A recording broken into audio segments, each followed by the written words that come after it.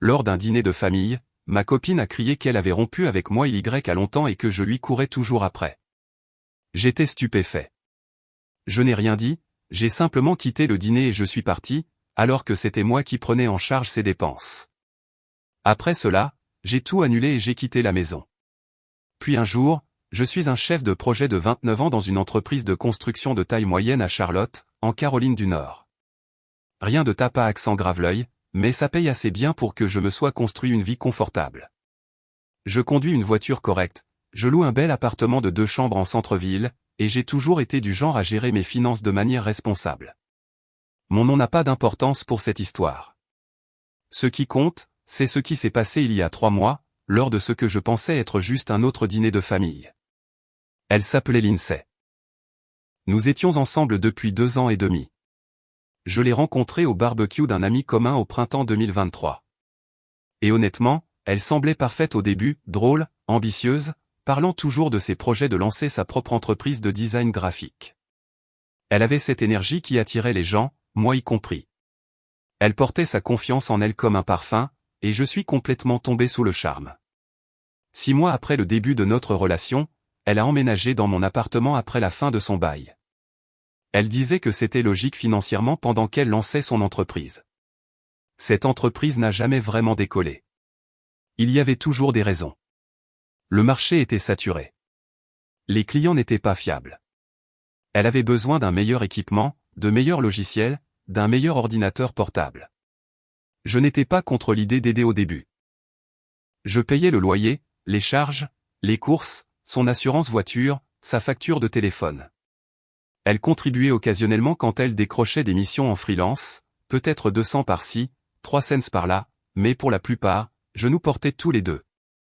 Je me disais que c'était temporaire, que j'investissais dans notre avenir ensemble. C'est ce qu'on fait quand on aime quelqu'un, non? On le soutient. Le dîner a eu lieu un samedi, fin septembre. La famille de Lindsay vivait à environ 40 minutes de là, dans une banlieue appelée Huntersville. Ses parents, sa sœur aînée, Jenna, et le mari de Jenna, Kyle. Ils nous avaient invités pour ce qu'ils appelaient une fête de famille.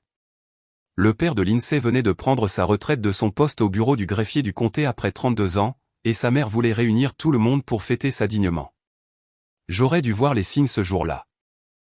Lindsay a passé tout le trajet sur son téléphone, à envoyer des SMS et à faire défiler l'écran, me parlant à peine. Quand j'ai demandé si tout allait bien, elle a juste dit « Ouais, ça va », sans lever les yeux. Ses pouces bougeaient vite sur l'écran, et toutes les quelques secondes, elle souriait à quelque chose. À la maison, elle est entrée avant moi, n'a pas attendu, n'a pas tenu la porte. Des petites choses, mais qui s'accumulaient. Je portais une bouteille de vin et une carte pour son père, et la porte a failli se refermer sur mon visage. Mise à jour 1. Le dîner était tendu dès le début. Nous étions assis autour de leur table à manger, les parents de Lindsay aux extrémités, Jenna et Kyle d'un côté, Lindsay et moi de l'autre. La table était bien dressée, serviettes en tissu, belle vaisselle. Sa mère avait sorti le grand jeu. La nourriture était bonne, du rôti de bœuf et de la purée de pommes de terre, des carottes rôties, des petits pains frais, mais la conversation semblait forcée. La mère de Lindsay n'arrêtait pas de m'interroger sur le travail, sur mes projets actuels. Nous supervisions la rénovation d'un hôpital au centre-ville, et je répondais poliment, essayant d'être engageant. Lindsay ne disait presque rien. Elle poussait juste la nourriture dans son assiette et vérifiait son téléphone toutes les quelques minutes. « Lindsay, chérie, range ton téléphone », a dit sa mère à un moment donné. D'où mes fermes. Lindsay a soupiré dramatiquement et l'a posé face contre table, mais ses yeux n'arrêtaient pas de se diriger vers lui. Vers la moitié du repas, le père de Lindsay a levé son verre et a dit « Eh bien, je suis content que nous puissions tous être ici ensemble. 32 ans dans ce bureau, et je suis enfin libre, mais cette famille, c'est la chose la plus importante. Je suis reconnaissant pour vous tous. » Tout le monde a trinqué. Je me suis penché pour toucher mon verre contre celui de Lindsay, et elle a légèrement reculé le sien. Pas beaucoup, mais assez pour que je le remarque. Jenna l'a remarqué aussi.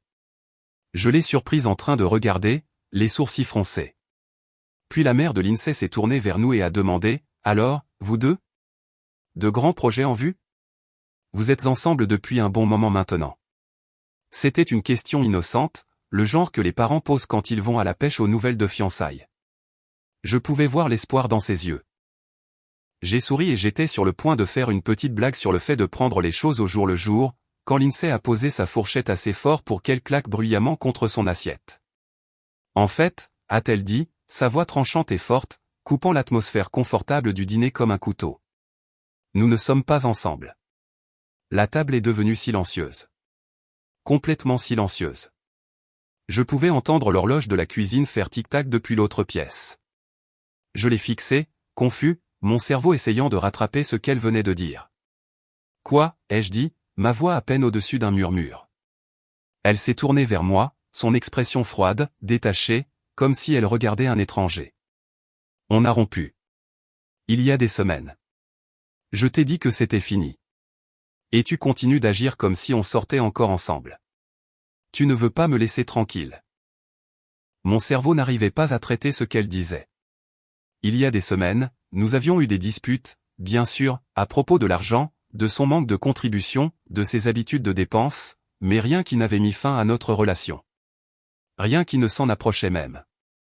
Nous vivions dans le même appartement. Nous avions dormi dans le même lit il y a 4 nuits. Je lui avais fait le petit déjeuner dimanche dernier. Des crêpes, ses préférées. Lindsay, de quoi tu parles? Ai-je dit, gardant ma voix aussi calme que possible, même si mon cœur battait si fort que je pouvais le sentir dans ma gorge. On n'a pas rompu. Si, on a rompu, a-t-elle dit plus fort maintenant. Elle a regardé sa famille autour de la table, les yeux écarquillés, jouant parfaitement la victime. J'ai essayé d'être gentil à ce sujet. J'ai essayé de le ménager, mais il ne veut pas l'accepter. Il continue de m'envoyer des SMS, de débarquer, d'agir comme si tout allait bien alors que je lui ai dit plusieurs fois que c'est fini entre nous. Sa mère avait l'air horrifiée, sa main allant à sa poitrine. Le visage de son père s'est assombri, sa mâchoire serrée. La bouche de Jenna était ouverte de choc. Kyle regardait entre Lindsay et moi, clairement mal à l'aise. Ce n'est pas vrai, ai-je dit, ma voix commençant à trembler malgré mes meilleurs efforts. Lindsay, on vit ensemble. Je t'ai conduite ici aujourd'hui. On était ensemble hier soir. Qu'est-ce qui se passe là? Tu vois, a dit Lindsay, gesticulant vers moi comme si je prouvais son point. Sa voix montait avec une fausse émotion. C'est exactement ce que je dois gérer. Il est obsessionnel. Il ne peut pas accepter que je ne veuille plus être avec lui. J'ai essayé d'être gentille, mais il rend tout si difficile. Je me sentais comme dans un cauchemar, comme si la réalité avait changé, et que j'étais le seul à ne pas avoir reçu la note de service. J'ai cherché du soutien autour de la table, quelqu'un pour dire que c'était insensé, mais ils me fixaient tous comme si j'étais une sorte de harceleur dangereux. L'expression de son père était sombre, protectrice. Sa mère avait l'air de vouloir pleurer. Jenna semblait déchirée, confuse. Mes mains tremblaient. Je me sentais humilié, pris au dépourvu et complètement perdu. Je me suis levé lentement, ma chaise raclant durement contre le sol. Le son semblait assourdissant dans le silence. Je ne sais pas ce que c'est, ai-je dit en regardant directement Lindsay, ma voix plus stable que je ne le ressentais. Mais je ne participe pas à ça. Je ne vais pas rester assis ici pendant que tu mens à tout le monde. Je m'en vais. Lindsay a ouvert la bouche, probablement pour dire autre chose qui me ferait paraître pire, mais j'étais déjà en mouvement. Je suis sorti de la salle à manger, j'ai traversé leur salon et j'ai franchi la porte d'entrée. J'ai entendu sa mère dire quelque chose derrière moi, entendu des chaises bouger, mais je ne me suis pas arrêté. Je suis monté dans ma voiture, les mains tremblant tellement que je pouvais à peine mettre la clé dans le contact. Je suis resté assis là 1 minute, juste à respirer, essayant de donner un sens à tout ça. Mon téléphone a commencé à vibrer. Un SMS de Jenna. Qu'est-ce qui vient de se passer? Je n'ai pas répondu. J'ai juste conduit.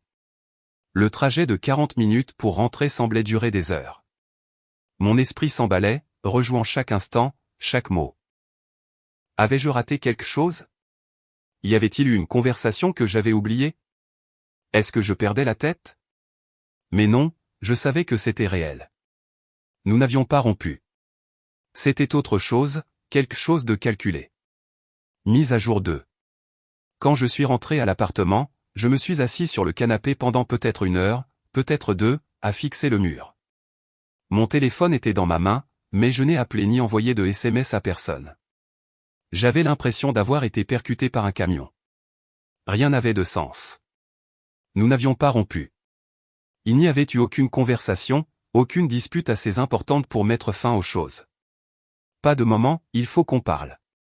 Et pourtant, elle s'était tenue devant toute sa famille et m'avait dépeint comme un type bizarre et délirant qui ne pouvait pas lâcher l'affaire. L'appartement semblait différent maintenant, contaminé. Partout où je regardais, je voyais ses affaires.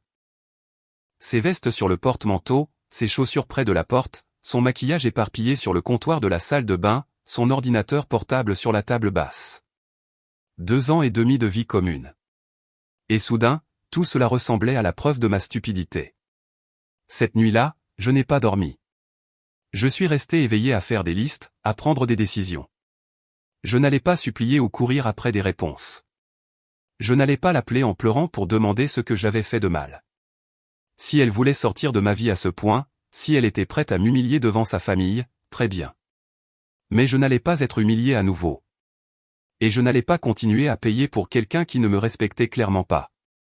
Lundi matin, j'ai commencé à passer des appels.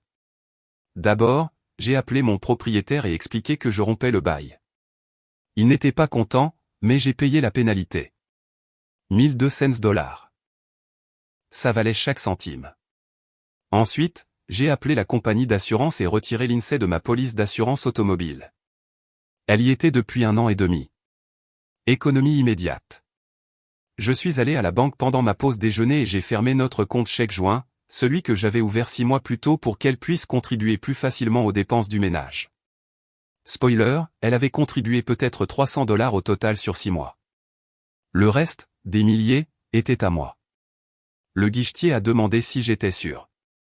Je n'avais jamais été aussi sûr de quoi que ce soit.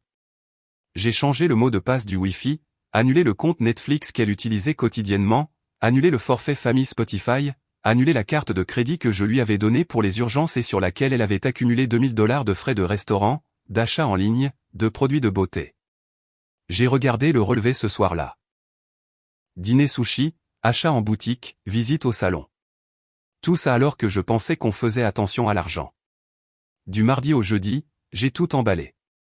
Vêtements, électronique, livres, équipements de cuisine, meubles que j'avais achetés. J'ai pris des photos de tout au fur et à mesure, juste au cas où. Elle a essayé de prétendre que j'avais volé quelque chose qui était à nous. Je lui ai laissé le canapé. Je l'avais acheté d'occasion sur Craigslist de toute façon, et le cadre de lit, pour lequel elle avait effectivement contribué financièrement. Tout le reste, parti. J'ai trouvé un nouvel appartement à l'autre bout de la ville, près de mon bureau. Plus petit, une chambre, mais c'était le mien. Tout à moi. J'ai signé un bail mercredi soir. J'ai emménagé jeudi. J'ai fait 2 voyages avec un gnôle et un pote du travail qui n'a posé aucune question, il m'a juste aidé à charger les cartons. Je n'ai pas dit à l'INSEE que je partais. Elle n'était pas là pendant tout ça. Elle était apparemment restée chez une amie. Selon un seul SMS qu'elle a envoyé mardi après-midi qui disait juste « Je viens chercher mes affaires ce week-end ». J'ai répondu simplement « Prends ce qui est à toi ». Je suis parti. C'est là que son ton a changé. Elle a essayé d'appeler. Je n'ai pas répondu. Elle a envoyé des SMS. Il faut qu'on parle. Tu es un gamin. Tu ne peux pas juste partir comme ça. T'es où? C'est mon appartement aussi. J'ai répondu une fois de plus. Ton nom n'est pas sur le bail. Il ne l'a jamais été. J'ai payé la pénalité.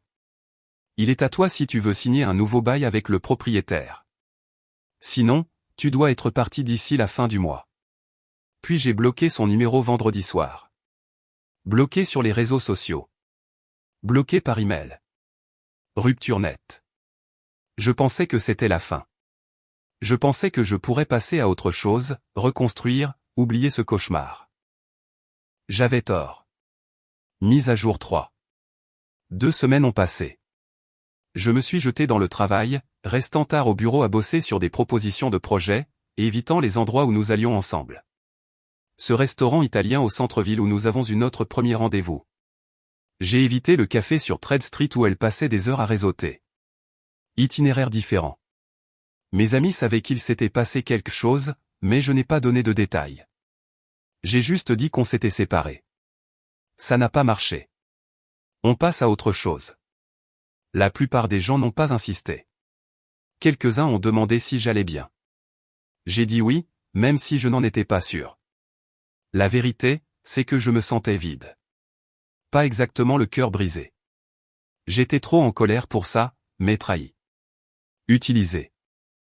Stupide de ne pas l'avoir vu plus tôt. Puis, un jeudi soir à la mi-octobre, j'étais à l'épicerie près de chez moi, le Harris Teeter sur East Boulevard, pour acheter des produits de base, pain, œufs, café, du poulet pour mes repas de la semaine. J'étais dans le rayon céréales, hésitant entre deux marques, quand j'ai entendu quelqu'un dire mon nom. Je me suis retourné et c'était Jenna, la sœur de Lindsay. Elle poussait un caddie, portant un pantalon de yoga et une veste zippée, semblant sincèrement surprise de me voir. Et, a-t-elle dit, sa voix prudente, attentionnée. Comment vas-tu?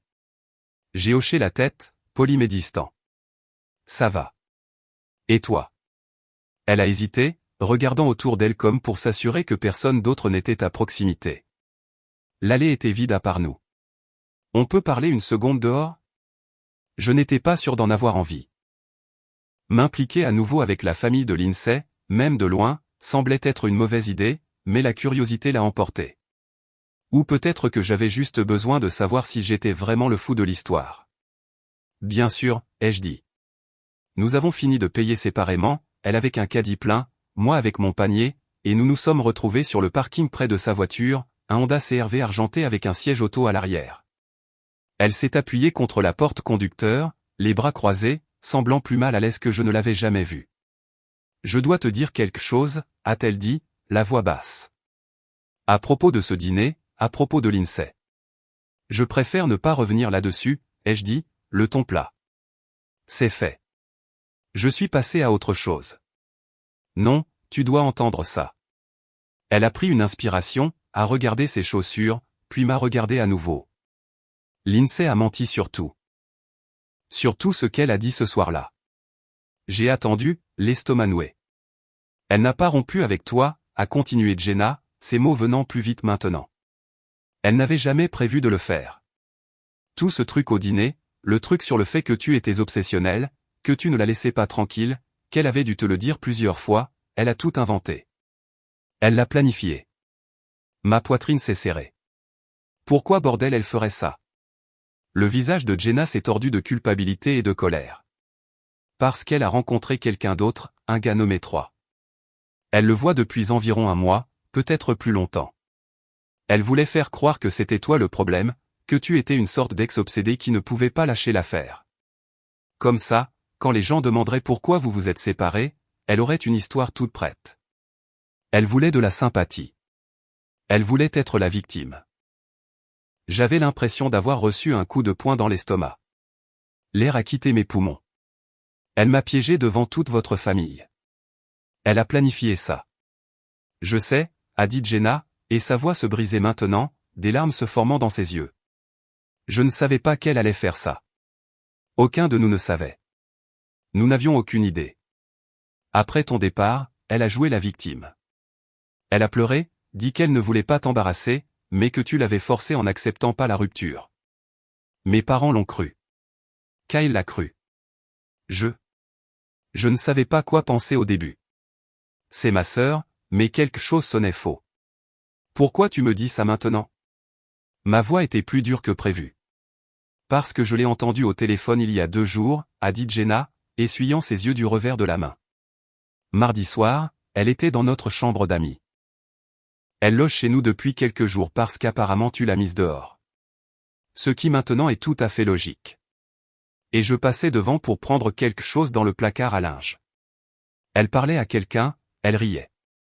Je l'ai entendu dire, il est vraiment parti. Il a tout pris et il est parti. C'est parfait.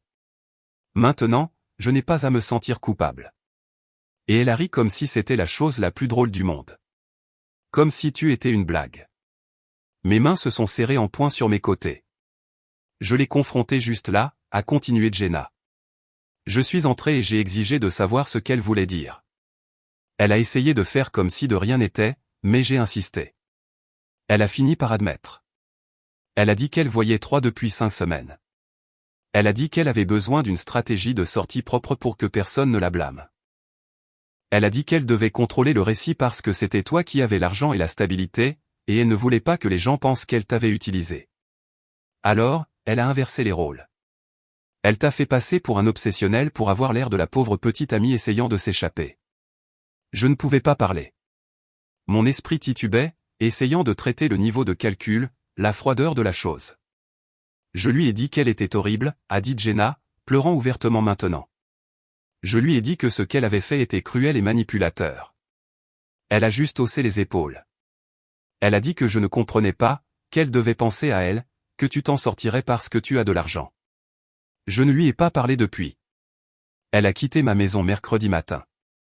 Je ne sais pas où elle est maintenant, et honnêtement, je m'en fiche. Elle a tendu la main comme si elle voulait toucher mon bras, mais s'est retenue. Je suis tellement désolé. Je sais que ça ne change pas ce qui s'est passé, mais tu mérites de connaître la vérité. Mes parents ne savent toujours pas qu'elle ne sait pas. Ils pensent toujours que tu es le méchant, mais je ne pourrais pas vivre avec moi-même si je ne te le disais pas, dernière mise à jour. Je n'ai pas répondu à Jenna tout de suite. Je ne pouvais pas. Je l'ai remercié. Je crois que j'ai dit merci. Les mots semblaient automatiques. Je suis monté dans ma voiture et je suis rentré à mon appartement. Une fois à l'intérieur, je me suis assis sur le bord de mon lit et j'ai juste assimilé. Lindsay n'avait pas juste rompu avec moi. Elle avait orchestré mon humiliation. Elle avait détruit ma réputation auprès de sa famille, probablement auprès d'amis communs qui avaient entendu sa version des faits.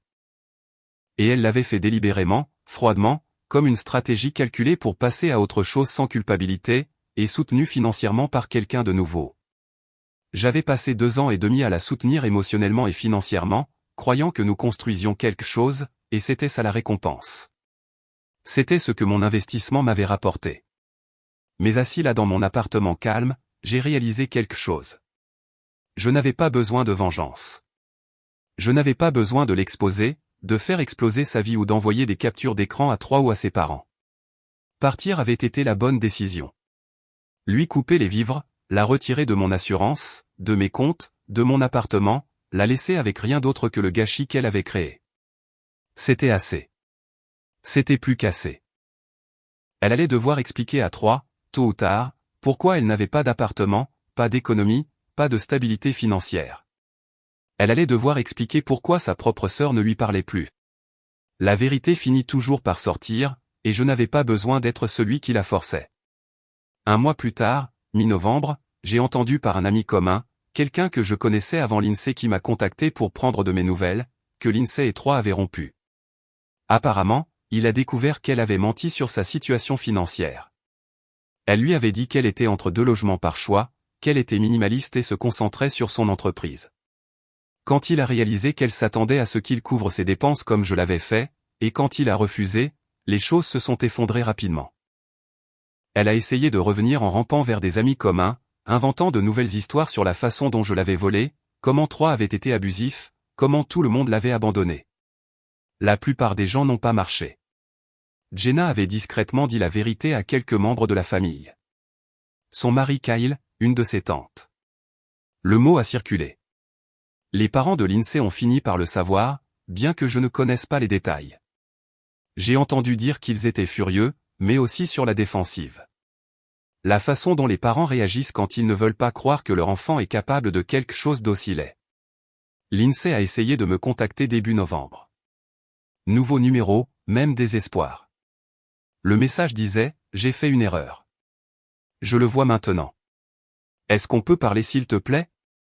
Ce qu'on avait me manque. » Je l'ai fixé pendant peut-être 10 secondes. Puis je l'ai supprimé sans répondre. Bloquer le nouveau numéro. À ce jour, début décembre, je vais bien. Mieux que bien, en fait. Le nouvel appartement me semble être le mien d'une manière que l'ancien ne l'a jamais été. Je l'ai décoré comme je le voulais. Minimaliste, propre, pas de compromis. J'ai eu quelques rendez-vous. Rien de sérieux pour l'instant, mais je ne me précipite pas. Une femme, une institutrice de maternelle nommée Harper, que j'ai rencontrée par un ami, semble prometteuse. Nous sommes sortis 2 fois. Elle me fait rire. Elle paie ses propres repas sans même que je le demande. Le travail va bien. J'ai eu une promotion le mois dernier, chef de projet senior, augmentation de 10%, plus de responsabilités. Mon patron a dit que je dépassais les attentes et que je faisais preuve d'un vrai leadership. Ça faisait du bien d'être reconnu pour quelque chose de réel. Lindsay, d'après ce que j'ai entendu, est retournée vivre chez ses parents à Huntersville. Je ne sais pas si elle leur a un jour dit toute la vérité ou s'ils l'ont forcée à cracher le morceau. Je ne sais pas si sa relation avec Jenna s'est jamais rétablie. Je m'en fiche. Ce chapitre de ma vie est clos, verrouillé et enterré. Je pense encore à ce dîner parfois tard le soir quand je n'arrive pas à dormir, ou quand je conduis et qu'une chanson que nous écoutions passe. Je pense à l'expression sur son visage quand elle a menti si facilement, si de manière si convaincante. La façon dont sa famille me fixait comme si c'était moi le problème, la menace, l'ex-obsessionnel. Ça a piqué. Ça pique encore si je suis honnête. Mais sortir de cette maison, refuser de me défendre devant des gens qui avaient déjà décidé que j'étais coupable, c'était la meilleure décision que j'ai prise. La deuxième meilleure a été de lui couper les vivres complètement, financièrement et émotionnellement, et de ne pas regarder en arrière. Certaines personnes mettront le feu à votre vie juste pour se réchauffer. Elles vous utiliseront, vous videront jusqu'à la dernière goutte, et vous blâmeront ensuite d'être vide. Je suis juste content d'être sorti avant de brûler complètement. Je suis content qu'il me restait assez de moi-même pour partir. Et honnêtement, je suis content qu'elle m'ait montré exactement qui elle était, parce que maintenant je sais quoi éviter. Maintenant, je sais à quoi le véritable amour n'est pas censé ressembler. Eddie 1. Quelques personnes ont demandé si j'avais un jour confronté Lindsay directement après que Jenna m'ait dit la vérité. Je ne l'ai pas fait. Après tout ça, après avoir entendu ce qu'elle avait dit sur moi, je n'en voyais pas l'intérêt. Elle m'avait déjà montré exactement qui elle était. Calculatrice, manipulatrice, prête à détruire quelqu'un d'autre pour protéger sa propre image. Je n'allais pas lui donner une autre scène pour se produire, une autre occasion de déformer les choses. Le silence était la déclaration la plus forte que je pouvais faire. Eddie 2. Jenna et moi sommes toujours en bons termes. Elle s'est excusée plusieurs fois par SMS dans les semaines qui ont suivi notre discussion, même si rien de tout cela n'était de sa faute. Je lui ai dit que j'appréciais son honnêteté et son courage de m'avoir dit la vérité alors qu'elle n'y était pas obligée. On ne se parle pas souvent, peut-être un SMS toutes les quelques semaines, un genre de « comment ça va ?» mais il n'y a pas de rancune. C'est une bonne personne coincée dans une mauvaise situation avec une sœur toxique.